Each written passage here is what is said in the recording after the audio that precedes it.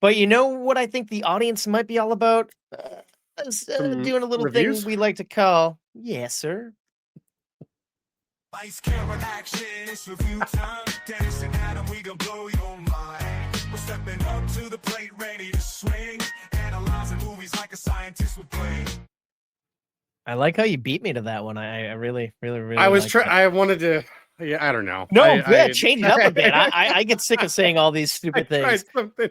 I don't know if it landed, but I tried. So I liked it, man. I like it. Keep me on my toes here.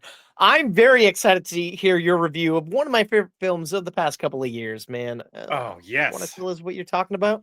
I want to get into the spooky season spirit already. So definitely going to be sprinkling a good amount of horror movies coming up here, folks. Heck But I'm going to yeah. start this spooky season off with Late Night with the Devil. Yes. Man. Okay. So already, as you know on the show, we are a fan of David Dastmalchian. Dastmalchian. God damn it. I always get that screwed up. I used to be like that Apologies. too, man. It takes a while to engrave that pronunciation in David there. Dastmalchian. David Dastmalchian. Okay. So he plays a late night TV talk show, Jack Delroy, with this. It was an up and coming late night show that started to really take off before tragic events occurred in his life.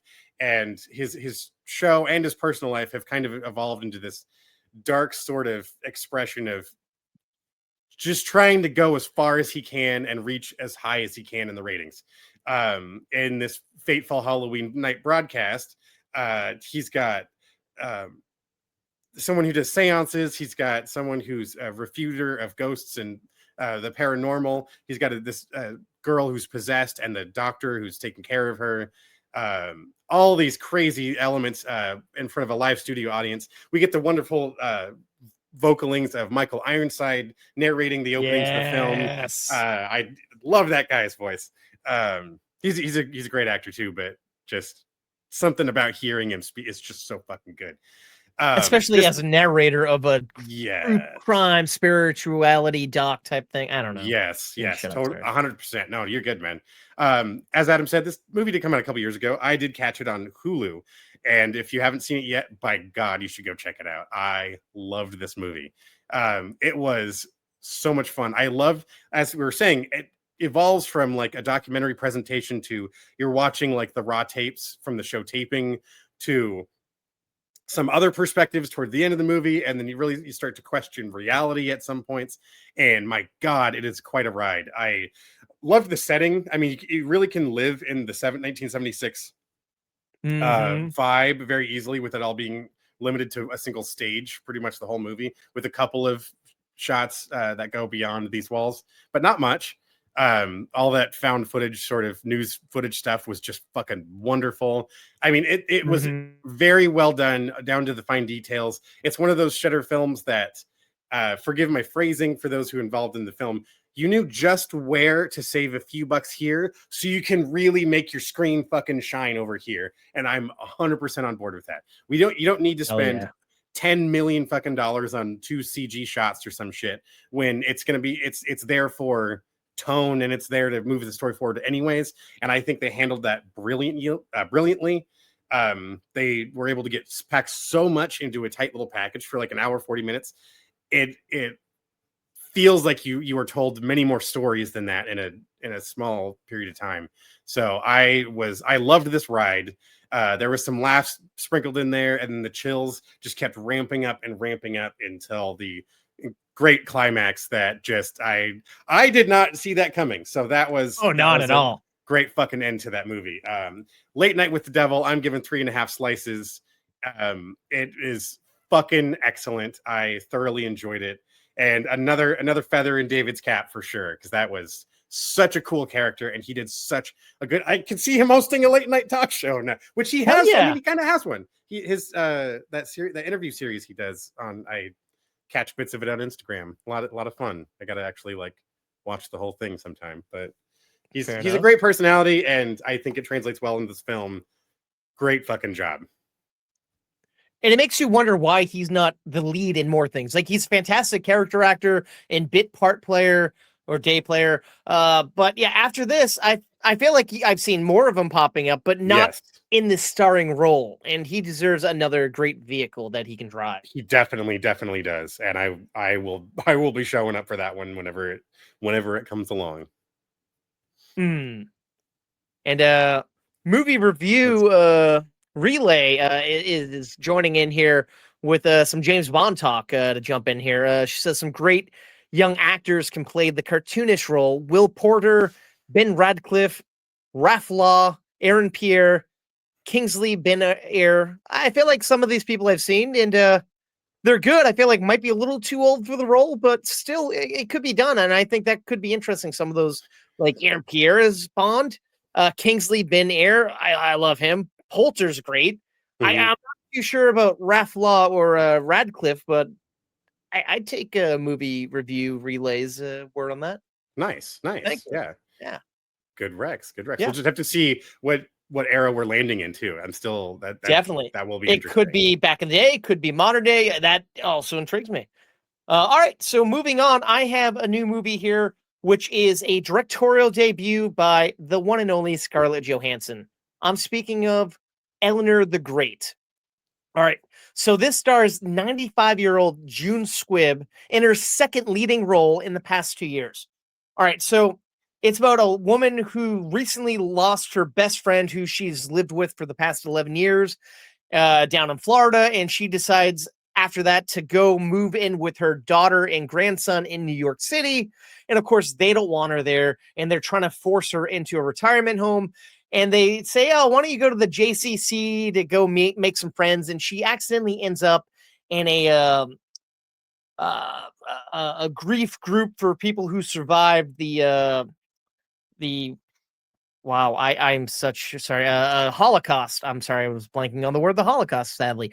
And her sharp wit was like, you know what? I don't want to call myself out here. And she just starts telling stories that her roommate had told her Hmm. before she passed, as if they happened to her. One little Oh, white lie. But there was this college student who is a journalism major who then is like, hey, can I pick your brain and can I do a story on you? She's a little hesitant, but the two start hanging out and become fast friends. And the lie snowballs bigger and bigger. And it's like, can she get out of this?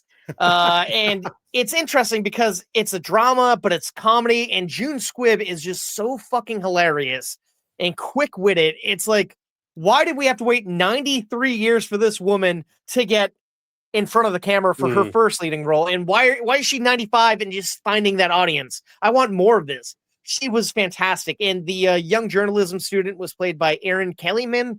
She looked familiar. I don't know from what, but she was great. She held her own with nice. Squibb.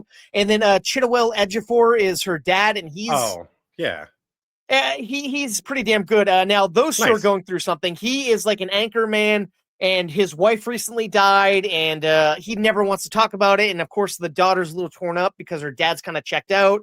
And then so the June Squibb not really being with her family and or welcomed with their family, they kind of bond and kind of fill in the void for one another. Great movie. It's a fun little premise. It's under an hour and 40 minutes. And I gotta say, Scarlett Johansson clearly has learned from all these great directors she's starred Hmm. in films for, because she is a competent director. Nothing was like, oh my god, it's amazing cinematography or this that, but the way she tells the story and like moves the Hmm. camera and sets everything, just phenomenal. And I can't wait to Awesome. see her do more Love to stuff hear behind the that. camera. That's great, man. Yeah, yeah. Nice. I'm gonna give Eleanor the Great 3 slices of toast. Cool. It was a fun time. If you're looking for something different right now, this is definitely a unique, interesting, original story that has heart Nice. and has humor, and it kind of has a little bit of everything for everyone. Nice. It's definitely Yeah, sounds like something I'd enjoy checking out. I will definitely definitely. be seeking this one out. And speaking of seeking something out, Dennis, your next movie I wanted to see when it was in theaters, but I didn't. And when I saw it was on Peacock, I was like, I got to see it. But I'm happy that you're going to talk about it, so I know whether I should check it out or not. Oh yes, I get your ticket buying fingers ready. I'm telling you about a little flick you can watch over on Peacock called Screamboat. Oh, Yes, here's yet another movie taking advantage of the Steamboat Willie IP being public domain. So this is literally a very Mickey Mouse like character that's the center of the story. But I'm getting ahead of things. This is telling the story of the Staten Island ferry that has Yeah. been haunted by, or used to be ran by this guy back when it was still a steamboat. Used to be captained by this guy named Walt. That Walt D. Walt D befriended this this mouse that was being sent to what is it, the Magic Kingdom Shipping Company in Orlando, Florida. Like, it is so fucking on the nose, and that's not even the worst it gets. Throughout the film, they quote as many Disney movies as they can. That should be its own. You turn it into a drinking game. Have fun with that. So where it's one fateful night, the Staten Island ferry hits a thick patch of fog. Someone opens the wrong hatch and lets out this horrific mouse that it's hard to tell what size it is because there is zero consistency throughout this entire film. All right, folks, you could probably guess where this is going, but Jesus Christ. 4 slices, 5 if you're being generous. 4.5 slices, baby. It doesn't get any better than this. That's what's so funny. All right, so I wanted to have fun watching this. I wanted it to be one of those so bad it's good, but I couldn't even really do that with this one. It is so painful going from scene to scene. It drags, but you could tell they must have had a lot of fun making this movie. The killer mouse, Willie is his name. It's a funny costume. The ridiculousness of trying to make him cutesy when he's just so horrific and fucked up is that was kind of entertaining in its own right. But it was so rough, man. It was so rough to get through. You get I'm happy I didn't see this one. So many characters so fast, just to I'm like, I get it. You're just stocking up the screen so we have more bodies to drop later. But it just got so repetitive, and not that I would expect anything less than this, but I'm like, you know what? I want to watch a silly creature feature that I don't want to take seriously. Turns out I wanted to take it a tiny bit more seriously than that. Well, if you want to see something that's in the vein of the Disney IP that's being turned into horror, a couple of months ago, I saw this Bambi knockoff horror movie that took itself more seriously. It was more of a creature feature. Sounds better than this, but okay. I'm not going to say much. Yeah. Better. I got to ask, how was the performance of Willie? Because he was played by David Howard Thornton, who plays Art the Clown from Terrifier. Yeah. Was he okay? Or the body language was there? But that's the thing, is we go from a man in a full-size costume to a puppet to weird, like, they punch in on these shots where it's him full body, but they tried to scale him down. Then there's clearly, it's like they composited funky stuff together. I mean, it went down for they cannot keep any sort of consistency in the ratio of the sizes of objects. It's somebody throwing something at him, that all of a sudden is too small for it's like the object should be huge in his hands because it's shit like that back and forth the entire fucking movie. So it's funny because when I was looking up posters and banners for this, literally he looked different in every poster. Like, there was one where it's him, one where he's like this weird CG character, and I'm like, well, was this like the previs? And so it sounds like that's the whole movie, essentially. All of them. Wow. All of that is in there. Yeah, it's so rough. How long was it? A super long one, or was it at least quick enough? It was same amount of time as Late Night with the Devil. Unfortunately, an hour and 42 minutes, and you could shave not long, but for minute. A bad movie. Yeah, you shoot about an hour off this thing, and it would be a lot better. I want to try to give it more credit, but I'll give them, they made an interesting creature costume, and they had some silly sort of kills in it, but then it got way too long in the tooth in a few scenes where it's like, it would have been actually way more entertaining if you just, the classic rule, come in late, get out early. Could never stick to that rule. And no, I wanted to have more fun with this one, but I just couldn't. So sorry to hear that, but I'm happy you gave it a shot. It's funny, like, normally this is the type of shit I'll see in review and be like, it was okay. So it's funny that the roles were reversed on that. If you feel bad about that runtime, my next movie was 2 hours and 50 minutes, but it didn't drag. I'm talking about Paul Thomas I do Anderson's latest movie. Oh, sorry. Yes. I didn't get a slice for Shit. for I'm sorry. Screamboat. I just No, it's all good. the I wrong know. thing. Yeah. I could have been. I could be meaner, but I'm not going to. I'll say half a slice. It is. Oh, It gets wow. half a slice. I'll give it. I thought you were going to, I'll bit. give it one slice, but half a slice. That's Half a slice. Oh, generosity shit. right there. And that's being, yes. I should say zero, but there's just a couple of little elements in the movie that I was like, okay, that was entertaining. So I can't say straight zero, but yeah, it's after But that's now. kind of it. Now, do you think that they'll make a second one? Because a lot of these It sets up for a sequel. It's built into the plot of the story. In fact, what's funny enough, we had an episode, we had like Workaholics playing in the background the other day, and it was the episode where they were betting on high school football, and the actor who plays Billy Belk, which I think he was in Teen Wolf, the Teen Wolf series or something. Okay. He's in the movie. He's in one scene. You could tell they shot him out in like 2 hours, and that's the setup for the sequel. Is his character? Wow. So I'm like, you see him for 5 minutes at the beginning, 5 minutes at the end. And they try to suggest another character making an appearance that I'm not sure how that works legally. You can go ahead and spoil it here. Minnie makes an appearance at the end. Oh, dang. And I don't. Yeah, because she didn't have a Steamboat Willie offshoot character, did she? I don't think she was. I don't think she came with Mickey. It's been a long time since I've seen Steamboat Willie, but yeah, I don't recall she was in it. But fuck, we'll have to see. We'll just have to see Screamboat 2. Or I'll let you do that. All right. So as I was just saying before I so rudely interrupted you, I do apologize, good sir. No worries, I got the 2 hour and 50-minute runtime film, One Battle After Another. This is the latest Paul Thomas Anderson movie, and let me get out of the way and just say, I'm not a giant PTA fan. I like a few of his movies. I like Licorice Pizza, and I know some of his other work I probably enjoyed, but I feel like he's normally doing these art housey, independent, thought-provoking, talky type movies that just don't do it for me. Sure. This one is a little bit more broad. It's kind of like a Hollywood blockbuster in comparison to his other stuff. So it's interesting. It plays into kind of current day political landscapes and whatnot, because we're starting off the movie with this revolutionary kind of anarchist group who's going and busting up like this place where all these immigrants are being held and captive in these very poor circumstances. And they're kind of fighting the military police type people who are doing this. And essentially, it's the first day of our main character, played by Leo DiCaprio. He's kind of the guy that brings like the artillery, the firepower, and whatnot. And he hits it off fast with the leader of the group, and the two start fucking. There's a whole lot of fucking in the opening of this movie. She's so horny, man.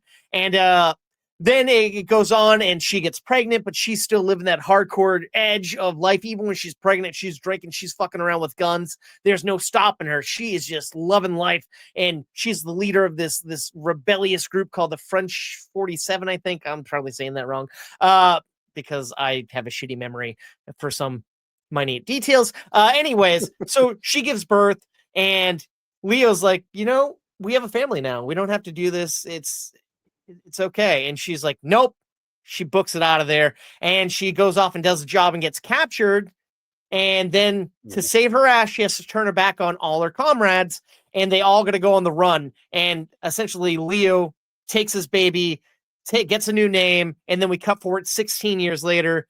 They're kind of living off the grid. Like, his daughter's always been taught that people could be coming after her. She has to learn all these different things. And he is kind of paranoid, and he is just burnt out. Like, he's smoking weed and drinking all the time, and he's just kind of not as sharp as he used to be. And then, sure shit, his enemy, Stephen J. Lockjaw, played by Sean Penn, is on the case, and he's hunting down people of this group again. And of course, now Leo is afraid because his daughter's out in the world and he can't get in contact with her. And then he finds out that she was kidnapped. So it's about finding his daughter and getting revenge. And there's a lot more going on. I'm sorry that's saying a little bit more than I should. But the first part of this movie, super serious. It's kind of like gritty and action packed. And then the second and third act, a little more lighthearted, a little more comedic, but still intense. Like, this movie is brutal. It's insane. Like the acting all around is just top notch. Like Tiana Taylor as the wife, she's great. Sean Penn is like chewing up the scenery as this character. He's got these quirks. He's kind of like a puppy dog. Leo is great as this burnt out stoner. Benicio del Toro is just owning it. Regina Hall is a bright star in this, and like the daughter is played by Chase Infinity. She's done some TV shows, but this is her first feature, and she holds her own with these like A-list celebrities, and she's fantastic. The score of this movie is just like pulse pounding, and the cinematography is just like really intense and very like just jolting and like always moving and doing something and like putting you in like the shit. Like this movie is like just a nonstop roller coaster ride that like takes you where you when you think it's gonna zig, it zags 3 times away from that zig, and you can never predict what's gonna happen. The soundtrack is also pretty good. The cinematography, like I said, puts you in the movie, and like there's one scene at the end that involves like kind of a car chase that is like one of the best scenes I've seen with cars. Early on, there's like a foot traffic scene, a chase scene that kind of remind me a little bit of the French Connection, where we get our badass character Popeye fucking running through New York City. Kind of reminded me of that a bit. And badass. Just like the comedy sharp, the action sharp, and it's a commentary. Like I said, we're dealing with like corrupt government organizations that are shadowy. The police are kind of like a militaristic type of entity. There's of course racism. There's so much going on, and like so much just packed into this almost 3-hour movie, but it just flies by, and it's just so entertaining. There's never a dull moment, and it's just so unpredictable and just so interesting, and such a departure, in my opinion, from what Anderson's done in the past. I really had a blast. I'm going to give One Battle After Another 3.5 slices of toast. All right, dude. Dang, you sold me. I was worried about I haven't done a mini review. For like your tone from this beginning, I was just like, I was looking forward to this, but you've reassured me, sir. I'm still it's still on the list then. I highly, if you can see it, like I would definitely check it out. I saw it in IMAX and it was just beautiful, like badass. Yeah, I don't know how to describe it. Like I was kind of I was like, I don't know, man. A lot of people love this guy's work. He's a little pretentious for my taste, but I like the cast. And when I saw the trailer, I'm like, this looks good. And then I saw his name attached. I'm like, wait a minute. I don't know, but he pulled it off, man. I hope he does more movies like this. Yeah, I don't know. Not much more I can say about that.